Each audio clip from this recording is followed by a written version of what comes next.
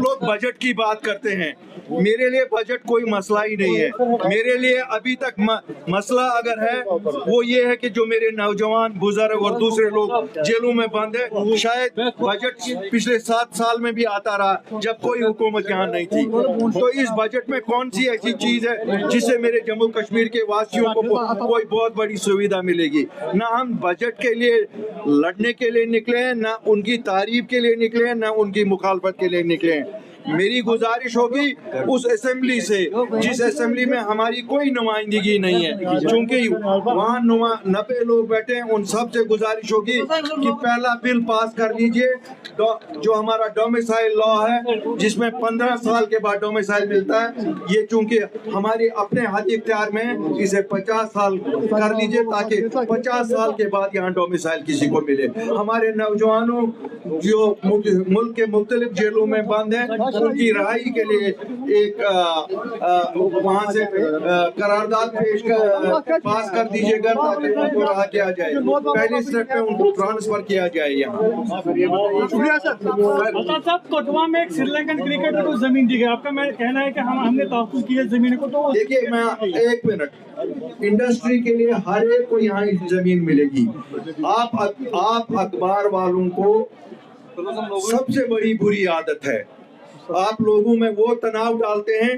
पहले आप लोगों को रिसर्च करनी चाहिए। पहले शेख मोहम्मद अब्दुल्ला साहब 99 साल का लीज देते थे, वो उन्होंने शुरू किया 75 के बाद यहाँ लीज देना।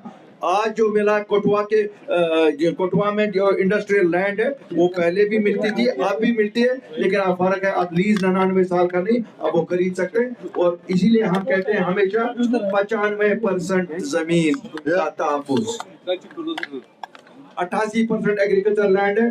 कोई जम्मू कश्मीर के वासी आपस में खरीद फरोख्त कर सकते हैं। इंडस्ट्री जो लगाएगा उसको बाज़ाब्ता इजाजतनामा निकालना है, इजाजतनामा के बगैर नहीं मिलेगा। असेंबली में 13 जुलाई की छुट्टी को लेकर जो है कहीं न कहीं हंगामा हो रहा है। मुझे बताइए इसमें हंगामा करने की क्या जरूरत है? एक हुकूमत, एक अवामी हुकूमत, एक मिनट चुप बैठिए, एक अवामी हुकूमत बैठी है, उसको क्या हंगामा करने की जरूरत है? उनके हद इख्तियार में कल लिस्ट ऑफ हॉलीडेज निकाले, ये तो मुझे समझ ही नहीं आ रहा किस चीज का हंगामा है। जो पाम करान मुंड पाम करान देखिए करे ना गवर्नमेंट करे इशू हॉलीडे लिस्ट है।